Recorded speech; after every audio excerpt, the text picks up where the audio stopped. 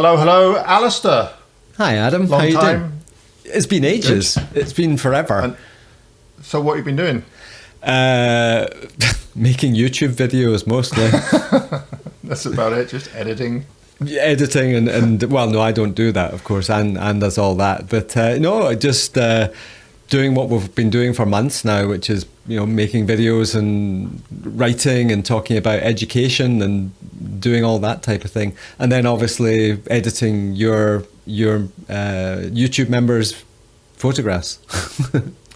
Yes, which is what we're going to be talking about today. So we better get right into it so we're not blabbering on for hours and hours. Yeah. So for those of you that are unfamiliar with the membership page, I have a membership button where you pay a subscription per month, and for that subscription you get extra content. Most of the videos are to do with processing. And what Alister and I have done, and we've actually taken images from some of my subscribers and we've edited them the way that we think they look good or not so good. And that's what we're going to talk about today. We're going to talk about why we edited them a certain way, what we liked about the images, what we didn't like. Now, unfortunately, we can't edit everybody's images, so we've limited this to 4, and hopefully we can get through the 4 in the next 20 minutes or so. Cool. So the first image, now which one? I guess I should pick one, shouldn't I? Might as well. The seascape. Yes. Now you pronounce this fellow's name better than I do. Alejandro? I don't have that information in front of me. It's Alejandro Abel Nunez. Yes. Okay. Sorry. Alejandro. Alejandro. Did you want to start, or should I? Oh, I think you should start. All right. Well, Alejandro sent us this image of a seascape that you can see on the screen right now, and I really enjoyed the image, especially the water streaks in the foreground. And had all of the elements to a really great image. The one thing that I did have a hard time with this, well, actually there was 2 things. The first thing was the composition. For whatever reason, I just found it was a little bit off balance. And the main object for me that was off balance is that dominant rock formation on the left side. If that had been more centered, then that might have worked a little bit better for me. So I did crop this image, and I ended up cropping it to a square, but I'm not sure that it works. What do you think? Right. Is that a square? Yeah, should be. Looks slightly wider than a square. Maybe it's just an optical illusion. Right. Well, I think there's a difference. I mean, I went a very different direction. I went into 16 by 9 to emphasize the width, which now this is the thing with processing, is that there's no definitive way to do anything. It's all right. it's all about the consequences of what we're doing. So yours has become more fine art feeling in that square 6x6 sort of ratio, where the content I think sits in the frame really nicely. And I think by opening up everything, there's no really deep shadows in your version anymore. And I think you've handled the color quite sensitively. I struggled with the color. Yeah, I felt the light was a bit flat. It feels like a typical. I think this is the north of Spain, and it looks to me a very typical afternoon on the north coast of Spain, where you got this kind of heavy light, that sort of heavy cloud. So I actually went black and white and put it into 16 by 9, and that way, that expansiveness kind of counters the heaviness of that left-hand rock. The thing I did find was an issue was that the movement of the water over the foreground stones has created a lot of blurring. So there's nothing sort of crisp or detailed. The streaks are a bit blurry, and obviously the stones under the surface are a bit blurry. So that to me felt that there was an awful lot of the image was foreground, and the fact that there wasn't a lot of crispness in that foreground, it made it just feel a little bit. Yeah, I get what you're saying. I must admit, I think I like the black and white better. I should also mention that I don't know what you did, but when I process these images, I try not, because Alister sent me his images, but I try not to look at them because I didn't want to be influenced by what Alister had done. Because even though you say to yourself, well, I'm not going to be influenced, you are. And I did think about doing a black and white, but I wanted to stick with color because I'm just a color guy.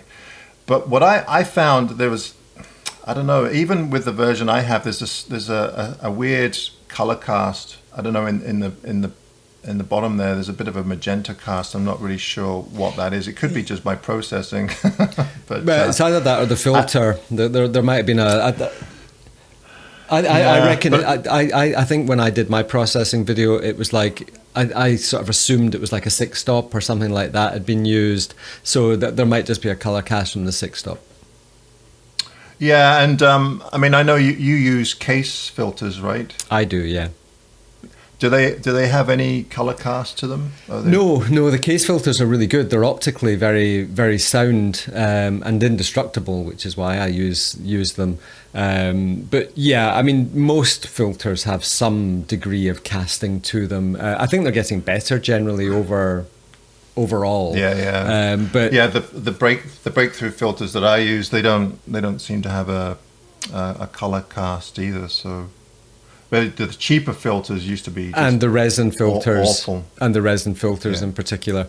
But yeah, I mean, it's a very evocative image of the north coast. I really think this is the north coast of Spain, and it just reminds me of that north coast. But yeah, I mean,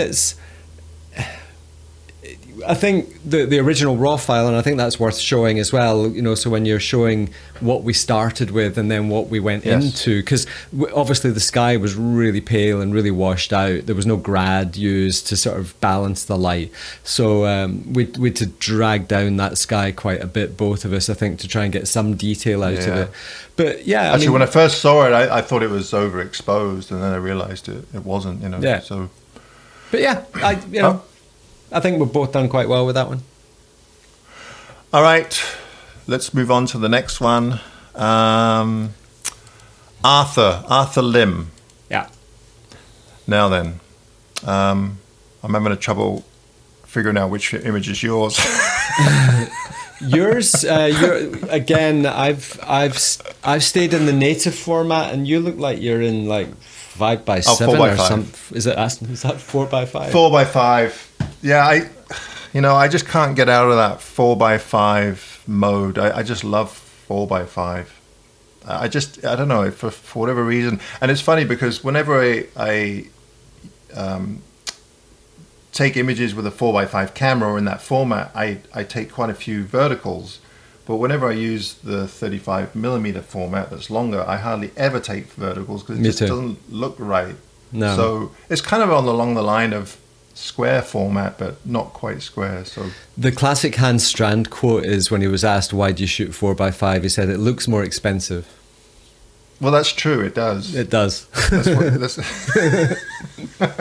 mean I can charge more? Yeah, that's right. It's true. Your crop just looks more expensive than mine. I quite enjoyed processing this image, actually. I mean, the vibrance of that green seaweed, I think, is really, or whatever it is, like moss or whatever, sea, I don't know what they call that stuff. Yeah, you know what I mean. Seaweed, isn't it? Yeah, it's seagrass or something. Sea slime. Sea slime. The vibrance of it, the color of it, and I think when I was working my version, I was really trying to think about the harmonious color palette. To try and find the color in the sky to match the color in the foreground, and to introduce cooler tones and warmer tones. And I think what both of us have done is we've added an awful lot of presence to the foreground. You know, I think because the original RAW file, again, it was quite flat. The whole thing was just very, very flat, which is the nature of RAW files. And I think both of us have put quite a lot of emphasis in the foreground, because if you're going to fill 60% of a frame with something, you better make it worth looking at. Yeah. I mean, actually, I really like this photograph. There was, I couldn't. I mean, there was a few issues with. I mean, technical stuff, barrel distortion, right? You know, that's just with the lens. And then the sky looked a bit odd to me. I don't know, maybe if Arthur used a grad filter to darken it a bit, but that's fine. I just dodged and burned a little bit to try and even it out, and I don't know. I think I did a reasonably good job. It's still a bit darker at the top, but I don't find that. I dodged a lot of the clouds in the top right-hand corner because, again, you know, when you use a grad, you use the grad to tame parts of the sky, and obviously you're over-taming other bits. So, I agree. I did exactly the same thing. And the other thing is I dodged in quite a lot, or burnt in quite a lot of colour on the reflection on the sand on the left-hand side. Now, you cropped most of that stuff out. And I remember I was also painting with some colour in the rock pool as well, to try and get a colour that was a bit more harmonious with the sky, rather than it being too cool. But yeah, I enjoyed this photograph. It was, I think it makes quite a good processing video. Again, during the processing videos, we were talking about all of the things why we were doing everything, but all we can do here is kind of summarise that. But yeah, I like this one. Me too. All right. Next is Barbara's photograph. This was interesting. Yeah. So the mood in this I really love, and I love the depth in it. The one thing that really bothered me was the out of focus greenery in the foreground. And I'm not sure if Barb did that on purpose or she just couldn't get rid of it. So your approach was quite a bit different than mine. I decided to go all out and actually clone it out, and I think I did a reasonably good job. Yeah. And I softened the image, but I think I lost some of the image because I've warmed it up considerably, and I think maybe now that I'm looking at them again, because it's been a while since I looked at these, I think I like the cooler version. So I don't know. It depends what mood you're in, doesn't it? I remember when I recorded my version of this that I talked an awful lot about atmosphere and depth, and how to exaggerate depth by using atmosphere. And I also talked an awful lot about the color. So you mentioned the cool or warm, and the other thing I did was I desaturated mine. I actually took vibrance out of mine to basically make it quieter. So something we've talked an awful lot about either in Vision and Light videos or when we get together and so forth is every slider's like a volume control. Contrast is a volume control, saturation is a volume control. And I think I liked your photos. I mean, because I only saw yours today for the first time. And about 10 minutes ago. And I think your version is very faithful to Barbara's version. It's more tonally accurate, I suppose, in terms of what the RAW file was delivering, whereas I went a lot more kind of ethereal, and I think I threw an awful lot more sort of interpretation into it, I suppose. But I think it just goes to show how dramatically processing can change in everything about a photograph. Most definitely. And it's amazing how many different versions of this you could actually end up with. Totally. And still have but I think sometimes that becomes a bit of a detriment too, don't you, for some people, because we have so many options now that it gets, unless you have a bit of because I always tend to go into processing with a bit of a vision, a bit of an idea of what I want, but you're a little bit more just kind of go with the flow kind of guy, right? Well, it's funny because I'm trying to be more visionary, I suppose. I think I'm trying to look at images now with a bit more of a direction of where I want them to take them. I've done it the other way for about 3 or 4 years now, and I like to change my methods. So I don't want to keep doing it that way because you just become one-dimensional, really. Right. I think it's good to mix it up a little bit. But the point you made at the beginning is it can be very daunting looking at a raw file and thinking, well, where do I go with this? What can I do with this? And something I've talked a lot on my channel is exploring possibilities. Drop the exposure, see what that feels like. Open up the exposure, see what that feels like. And all you can really do is identify in the moment whether you're feeling bright and airy or dark and contrasty. You know, I think everything in Lightroom or Photoshop is an emotional representation. So yeah, I think using our emotions is a pretty useful tool. But at the same time, I don't think any concept of absolute truth has any merit in landscape photography, because we've got two. I mean, how many years of experience have we got between us? A lot, 50 years or so. And we've got two completely different... Too much. Aye, 50 years too many. We've got two versions of the photograph. Some people will prefer one, some people prefer the other, some people might not like either of them. But that's not the point, because I think you like yours and I kind of like mine. So, you know, it's all about freedom of choice, I suppose. So, yeah, but I like this one, and I think, you know, by going into the clone, it's giving you more real estate, whereas mine, I went in really tight. So mine, I think the original shot was already like 200 mil or something. It was already quite zoomed in. So mine's probably more like 350, 400 mil zoomed in now. So it's really quite a tight version.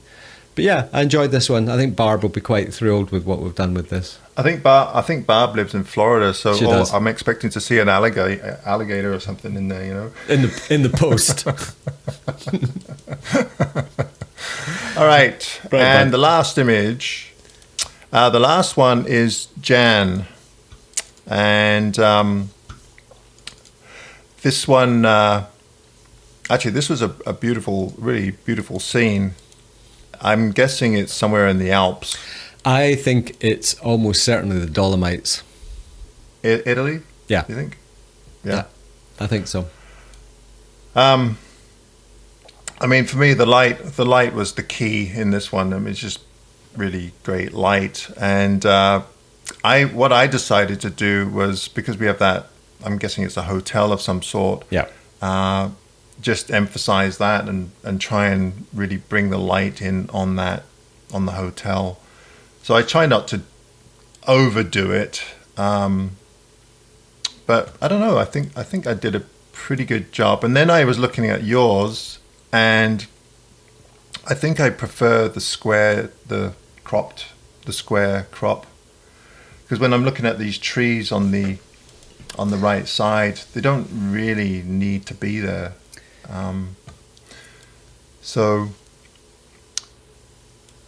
Where's my version? I'm looking at the raw file. Yeah. There's too many versions here. Yeah, so what I ended up doing was darkening the clouds quite a bit, and then really lightening up the hotel there. I don't know. What do you think? Well, I think this was probably the easiest of the images to process, just because the light was so good and it's directional. As soon as you got directional light, it's giving you all the clues. You don't have to think too hard, because the light and how the light interacts with the landscape is already quite explicit. I used a light bleed technique in this one, where I actually painted in some glowy warm light from the right hand side to kind of exaggerate that atmosphere, more as a demonstration of how to do it. It's not something I do a huge amount of these days, although I did do historically. And yeah, I think what I did was I went dark to increase the kind of the moodiness of it. The jagged mountains obviously add a lot of drama. The clouds, the light adds a lot of drama. And by reducing the brightness of everything else, it allows those highlights to become very dominant. There was a Vision and Light episode went live yesterday with Julia Anna Gospodarou, who's an amazing Greek architectural photographer, and she's the queen of dodging and burning. And she talks about the hierarchy of light. So where's the light? Where's it going to make you look? And then where do you want to look from that? And it's almost like a join the dots around the frame. So I was kind of conscious of that while I was making this image, to allow there to be difference between the brighter parts of the grass and the slightly less bright parts of the grass. But yeah, I mean, this is a beautiful photograph, and I think the square format for me, again, it just consolidates because you're not emphasizing height or width, so the content kind of sits in the frame a little easier. But equally, the wider full frame version, I think, also works great. You know, I think yours is another really nice rendition. Your cat. No, this is really annoying. We have 3 cats. Yeah. All right. Well, cool. Yeah, I guess that's it. I hope everybody got something out of this. We tried to keep it reasonably short because I don't want to bore people to tears. But if you enjoy this, be sure to leave a comment down below. And maybe we'll do this again sometime, Alister? Yeah, well... maybe? Yeah, I mean, it'll be nice when we get to see each other again. And, you know, we can talk about this. So I guess by the time this video comes out, we'll be somewhere. We're going to be somewhere together, yeah. Yeah. And Alister's taken up film photography, so that'll be really interesting to see. Yeah.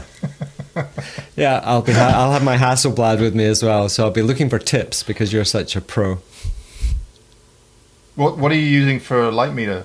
I bought a new Sekonic, the new latest and greatest. Oh, you should have said I could have given you a spot meter. Yeah, it is a spot meter. Yeah, but this one's a zone 5 or zone 6. I can't remember. Okay, well, it's been modified. I just spent 600 quid on a light meter. So. Oh, jeez! I would have sold you mine for 600. Oh well, that's great to know. Well, listen, man, it's just been really nice to talk again because it's been quite a while because we've just both been really busy. But yeah, I mean, we'll get you back on Vision and Light at some point in the near future as well. Yeah, thanks for having me on your show. Right. Yes, so if anybody's interested in watching how we went about processing these images, I put in 1 or 2 videos into the membership page a month, and it's a subscription. But if you're interested in that, just press the join button and you'll find out all the information about that. And also, Alister also has something very similar. So if you prefer listening to Alister over me, then go and visit his channel. I think we're very complimentary. All right, buddy. Thanks, mate. so much. All the best. Big hugs. Bye. Bye.